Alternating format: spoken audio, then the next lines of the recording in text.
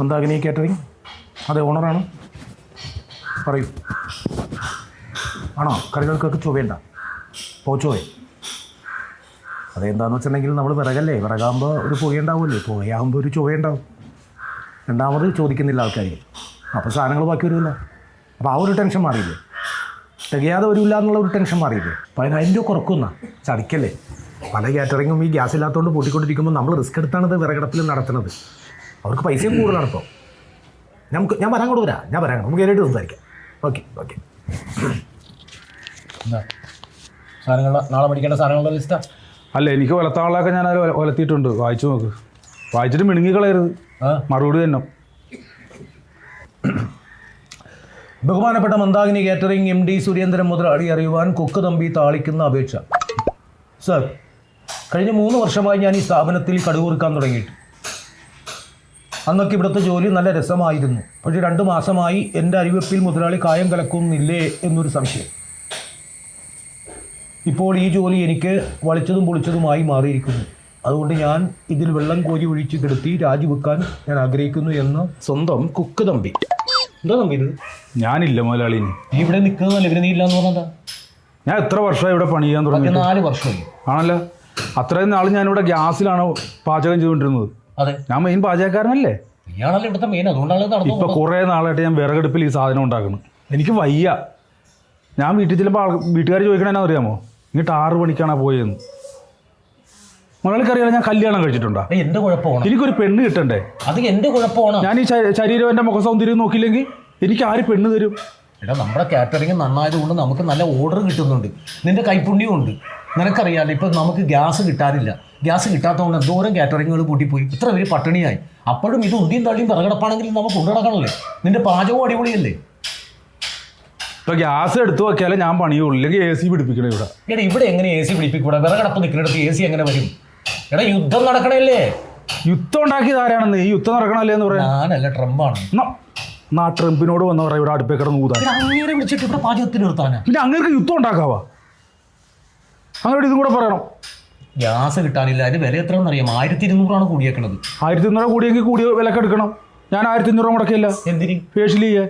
നീ മുഖത്ത് പൗഡർ ഇടാനും പൊട്ടിയിടാനും എപ്പോഴും ഇങ്ങനെ ഒപ്പാനും സിനിമ കാണണമെന്നും അല്ലല്ലോ. നീ ഒരു വിദഗ്ധനായ പാചകക്കാരനല്ലേ? അതിനാ ഈ സിനിമാക്കാർക്ക് മാത്രമേ മേക്കപ്പ് ഇടാൻ പറ്റുള്ളൂ. ഞങ്ങൾ പാചകക്കാർക്കൊന്നും മേക്കപ്പ് ഇടാൻ പറ്റില്ല. മുതലാളി, ഇതൊക്കെ ആരെങ്കിലും തിരക്കണുണ്ടോ? ഈ അടുപ്പിൻ്റെ ചോട്ടിൽ കിടന്ന് തീയും പുകയും കൊണ്ട് ശരീരവും മനസ്സും മെയ്യും ഒക്കെ അതിൽ ഞങ്ങൾ അർപ്പിച്ചിട്ടാണ് ഞങ്ങൾ ഓരോ പാചകം ചെയ്യണം, അറിയാമോ? പാചകം ചെയ്ത് കൊണ്ട് കഴിക്കുമ്പോൾ എല്ലാവരും കൊള്ളാം കേട്ടോ, അടിപൊളിയാണ് എന്നൊക്കെ മുതലാളിയുടെ ഒന്ന് പറയും. എന്നാൽ ആരാണ് ഇതിൻ്റെ പിന്നിൽ പ്രവർത്തിച്ചെന്ന് ഏതെങ്കിലും ഒരു മനുഷ്യൻ തിരക്കുന്നുണ്ടോ? കുറേ കഷ്ടപ്പാടുണ്ട് മുതലാളി. ആരെങ്കിലും ഒരു അഭിനന്ദനം കൊണ്ട് തന്നെ ഉണ്ടോ? ഞാൻ പറയാറുണ്ടല്ലോ കൊള്ളാടാന്ന്. അത് പറയും. എന്തെങ്കിലും സാധനത്തിൽ ഉപ്പ് കൂടി കഴിഞ്ഞാൽ കൊള്ളാടാ എന്ന് പറയും. അതിലൊരു ആക്കലുണ്ട്. മുതലാളിനെ വന്ന് ഓരോരുത്തർ കൺഗ്രാജുലേഷൻ പറയുമ്പോഴേ ആ കിളിവാതിലൂടെ ഞാൻ നോക്കും, ദൈവമേ നമ്മളെ ഒന്നും ആരും മൈൻഡ് ചെയ്യണില്ല, നമ്മളൊക്കെ വെറും ഒരു പാചകക്കാരനായിട്ടാണല്ലോ കാണുന്നതെന്ന്. സങ്കടമുണ്ട് മുതലാളി. ഇനി എനിക്ക് വയ്യ ഈ വിറകടുപ്പിൽ കിടന്ന് ഊതാൻ. ഒന്നെങ്കിൽ ഗ്യാസ് അല്ലെങ്കിൽ AC. തമ്പി, നീ എവിടെ നിൽക്ക്, പോകല്ലേ. എന്താണ് വഴക്കിട്ട് പോകല്ലേ? നീ പറഞ്ഞ കേക്ക്. നീ ആ യുദ്ധം ഒന്ന് തീരാൻ പ്രാർത്ഥിക്ക്. യുദ്ധം തീർന്നു കഴിഞ്ഞാൽ ഗ്യാസ് വരും. നിന്റെ എല്ലാ പ്രശ്നം മാറ്റി ഇവിടെ AC ആക്കി തരാൻ ഞാൻ. അടുത്ത ഞായറാഴ്ച എനിക്ക് പെണ്ണ് കാണാൻ പോകണം. നീ പൊയ്ക്കോ. ഒരു കാര്യം ചെയ്യ്, ഇപ്പം ഗ്യാസ് വന്നെ ഇവരുടെ വേറെ 2 പണിക്കാരില്ലേ, അവരെ അടുപ്പിൽ ഊതാൻ നിർത്ത്. ഞാൻ പച്ചക്കറി അരിയാം, പാത്രവും കഴുകാം. പാചകം അറിയാവുന്ന നിനക്കല്ലേ? അവർക്ക് പച്ചക്കറി അരിയാനും പാത്രം കഴുകാനും അല്ലേ അറിയുള്ളൂ. അവരെ പിടിച്ച് ഞാൻ ഇതിനകത്താക്കി കഴിഞ്ഞാൽ മന്ദാകിനി തകർന്നു പോകൂല്ലേ? അതുകൊണ്ട് കാര്യമില്ല, എനിക്ക് പറ്റില്ല മുതലാളി, അത്രേ ഉള്ളൂ. എടാ, മന്ദാകിനി കാറ്ററിംഗ് സർവീസ് നീ ഉള്ളത് കൊണ്ടാണ് പിടിച്ച് നിൽക്കണത്. അതുകൊണ്ടാണ് ഞാൻ നിന്റെ കാല് പിടിക്കണത്. ഇത് 100 നാവാണ് അവൾക്ക്. ഹലോ, മോളെ. അത് മാറി. അത് ഇവിടെ വന്നപ്പാ നീ തടകണ്ടല്ലോ. നീ ഒന്നും തലോടിയാൽ മാറൂല്ല. അല്ല, ഇപ്പോൾ കുഴപ്പമില്ല.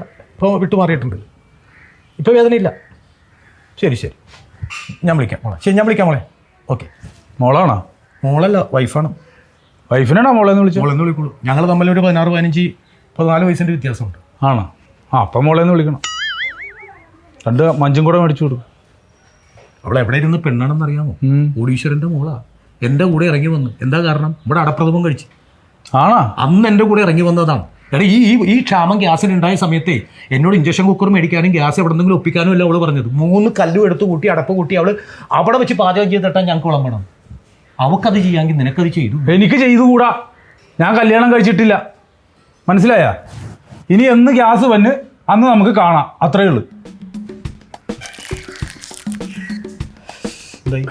മുതലാളി ഞാൻ നിൽക്കല്ല മുതലാളി. നീ ഇപ്പൊ നിൽക്കില്ലേ, നീ ഇനി എന്തിനാണ് അങ്ങനെ വർത്താനം പറയണത്? അതല്ല, എനിക്കിന്ന് ജോലിക്ക് നിൽക്കാൻ പറ്റില്ല. എന്താണ് പങ്ക നീ ഇങ്ങനെ പറയണത്? എന്താണെന്നറിയാൻ പോലെ ഭയങ്കര തലവേദന മുതലാളി. നേരം വെളുത്തപ്പോൾ തുടങ്ങിയതാണ്. നിങ്ങൾ എല്ലാവരും കൂടി എനിക്ക് തലവേദനയാകല്ലേ? ഇപ്പൊ തന്നെ തമ്പി ഇപ്പൊ കിടന്ന് വെള്ളം ഉണ്ടാക്കി അവൻ മതം പൊട്ടി നിൽക്കണേ. അവനെ തിളക്കാൻ പെടുന്ന പാടായിരുന്നു. മയക്കൊടി വെച്ചിട്ട് പോലും അവൻ വീഴുന്നില്ല. അതിനിടയിൽ നീയും കൂടി ഇങ്ങനെ ഉഴപ്പല്ലേ? പറ്റാത്തോണ്ടല്ലോ മുതലാളി. നിനക്ക് എന്താണ്, എന്താ സംഭവം എന്താണ്? രാത്രി ഇന്നലെ രാത്രി കിടന്ന് ഉറങ്ങിയിട്ടില്ല, അതാണ് തലവേദന എടുത്തിട്ട് ഇവിടെ നിന്ന് അങ്ങനെ വെട്ടിപ്പൊളിയാണ്. ഇട വല്ല സൈനസിന്റെ ആയിരിക്കും. സയൻസാണ് കണക്കാണെന്നറിയാൻ പോലെ മുതലാളി. എനിക്ക് ഭയങ്കര തലവേദന, ഒരു രക്ഷയില്ല. ഇതുണ്ടത് ഇവിടെ നിന്നൊക്കെ ഭയങ്കര വേദനയാണ്. എനിക്ക് കുനിയെന്നിട്ടേ ഇങ്ങനെ പച്ചക്കറി അറിയാൻ പറ്റില്ല, അതാണ്. നിവർന്ന് നിന്ന് അരിഞ്ഞൂടെ, ഇങ്ങനെ നിന്ന് അരിഞ്ഞൂടെ? അങ്ങനെ എന്റെ കൈ മുറിഞ്ഞു പോലെ മുതലാളി. നീ ഇന്നും ഇന്നലെ നിൽക്കാൻ തുടങ്ങിയതല്ല, വർഷങ്ങളായിട്ട് ഇവിടെ നിൽക്കണതല്ലേ. നിനക്ക് പ്രാക്ടീസ് ഇല്ലേ?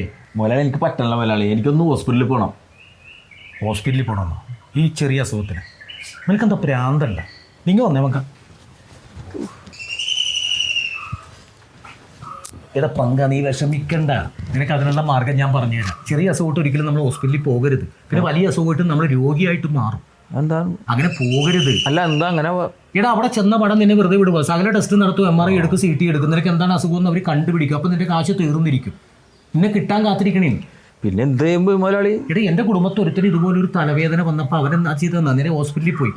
അവർ ഇവിടെ നിന്ന് അങ്ങോട്ട് വെട്ടിക്കീറി, ഇവിടെ നിന്ന് അങ്ങോട്ട് വെട്ടിക്കീറി. ഇപ്പം അവൻ കോമാ സ്റ്റേജിൽ കിടക്കണേ. ജസ്റ്റ് ഒരു തലവേദന വന്നതാ. അയ്യോ, തലവേദന വരുമ്പോൾ നമ്മൾ ഹോസ്പിറ്റലല്ല പോകേണ്ടത്. പിന്നെ ഞാൻ എന്ത് ചെയ്യും മുതലാളി? എടാ സൂത്രമുണ്ട്. എനിക്കിതുപോലെ തലവേദന വരുമ്പോൾ ഞാൻ എന്താ ചെയ്യണമെന്നറിയോ? ഞാൻ ഭാര്യനെ വിളിക്കും, അവളുടെ മടിയിലൊന്ന് കിടന്നു കൊടുക്കും. അവൾ ആ മൃദുവായ കൈയെടുത്തിട്ട് എനിക്കത് ഇങ്ങനെ ഒരു 3-4 മസാജ് ഉണ്ട്. അതിങ്ങനെ തന്നത് ഇങ്ങനെ കുത്തി കുത്തി കുത്തി കുത്തി കുത്തി ഒന്ന് തഴുകി, ഒന്ന് തലോടി, ഒന്ന് കവളത്തിൽ 2 ഉമ്മയൊക്കെ തന്ന് 4 ഉമ്മ ഞാൻ അങ്ങോട്ട് കൊടുത്ത് എൻ്റെ തലവേദനയും പോവും, അവൾക്ക് സന്തോഷവും. എനിക്ക് തലവേദന വരുമ്പോൾ ഞാൻ അങ്ങനെയാണ് ചെയ്യണത്. അപ്പം അതുകൊണ്ട് ഞാൻ വീട്ടിൽ തലവേദന വരുമ്പോൾ ചെയ്യുന്നത് പോലെ നീയും വീട്ടിൽ ചെന്നിട്ട് ഭാര്യനെ കൊണ്ട് മസാജ് ചെയ്യിക്കും. മതിയല്ലേ? അത് മതി. തമ്പി, നീ അടുക്കള വഴി ചാടിപ്പോയല്ലടാ, നല്ല പണിയാടാ കാണിച്ചത്. എടാ ഗ്യാസ് ഞാൻ ഒപ്പിക്കാം, AC മാക്കി തരാം, നീ വാട തമ്പി. എടാ നിന്നെ കണ്ടല്ലോ എടാ മന്ദാകിനി ഓർഡർ പിടിക്കണത്. നല്ലൊരു 4 സാധനം മേടിച്ച് വെച്ചിട്ടുണ്ട്, നീ വന്ന് അടിച്ചിട്ടെങ്കിലും പോ. വാങ്ങിടും. മുതലാളി സൂപ്പർ ഐഡിയ ഉണ്ടാ. തലവേദന അറിയാം, തലവേദന മാറി. മസാജിന് ഇത്രയും ഗുണമുണ്ടെന്ന് ഞാൻ ഇപ്പോഴാണ് മനസ്സിലായത്. ഇതുപോലെ ചില പൊടിക്കൈകളുണ്ട്.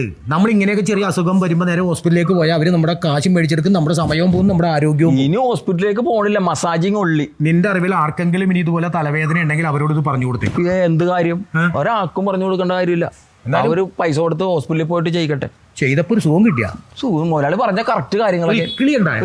കുളിർമയുണ്ടായി. അതാണ് ഞാൻ പറഞ്ഞ മസാജ് ചെയ്യണം. പക്ഷെ വേറെ കാര്യമുണ്ട്. മുതലാളി 4 ഉമ്മ കൊടുത്തപ്പോ 2 ഉമ്മയല്ലേ തിരിച്ചു തന്നത്. ഞാൻ 1 ഉമ്മ കൊടുത്തപ്പോ 16 ഉമ്മ തിരിച്ചു തന്നു. അതാണ് നിന്റെ ഭാര്യക്ക് നിന്നോടുള്ള സ്നേഹം. എന്റെ ഭാര്യയല്ല, മുതലാളിയുടെ ഭാര്യ.